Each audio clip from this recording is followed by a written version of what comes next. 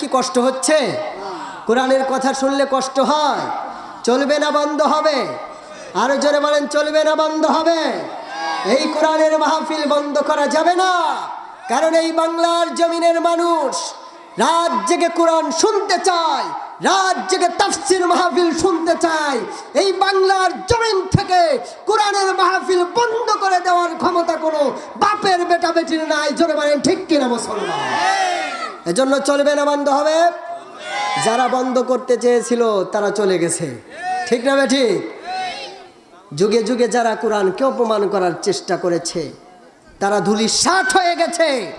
আর যারা জুলুম সহ্য করে, নির্যাতন সহ্য করে, এমনকি ফাঁসির কাছেও দাঁড়িয়েছে যারা আল্লাহর কোরআনের জন্য, কিয়ামত পর্যন্ত আল্লাহ তাআলা তাদেরকে সম্মানিত করেছেন। জোরে বলেন ঠিক কিনা মুসলমান? এজন্য আমরা সম্মানিত হতে চাই, বলেন ইনশাআল্লাহ। কোরআনের কাছে এসে আমরা সবাই সম্মানিত হতে চাই কি চাই না? যে কথা বলছিলাম মনে আছে আপনাদের? বুড়িমার বাড়িতে চলে গেলেন উমার ফারুক। ফজরের নামাজের পরেই বুড়িমা বললেন, উমার, তোমার আগে একজন ব্যক্তি এসেছিল, সব কাজ করে রেখে গেছে, তোমার কোনো কাজ করা লাগবে না, তুমি বাড়িতে ফিরে যাও। হযরত উমার ফারুক চিন্তা করলেন, মনে হয় আজকেও দেরি হয়ে গেছে, আগামীকাল ফজরের নামাজের আগে এই বুড়ির বাড়িতে যাব, আর এই বুড়ির বাড়ির সব কাজ আমি করব। হযরত উমর ফারুক ফজরের নামাজের আগে চলে গেলেন। বৃদ্ধ মহিলাকে ডাক দিয়ে বললেন, বুড়িমারে, তোমার বাড়িতে কি কাজ করা লাগবে উমারকে বলো, হযরত উমর ফারুক তোমার বাড়ির সব কাজ করে যাবে। বুড়িমা ডাক দিয়ে বললেন, উমর, আজকেও তোমার আগে একজন ব্যক্তি এসেছে, আমার বাড়ির সব কাজগুলো করে রেখে গেছে, তোমার আর কোনো কাজ করা লাগবে না, তুমি বাড়িতে ফিরে চলে যাও। আচ্ছা বলেন, পর এইভাবে যদি 3 দিন একজনের বাড়ি থেকে ফিরে আসতে হয়, এমনি মন মেজাজ খারাপ হয়ে যায় কি যায় না? সবাই বলেন, যায় কি যায় না? টাকার বিনিময়ে কি কাজ করছে নাকি ফিরি ফিরি? তারপরেও যদি এইভাবে প্রতিদিন ফিরে আসতে হয়। আর উমর ফারুক একটু রাগী সাহাবী ছিলেন।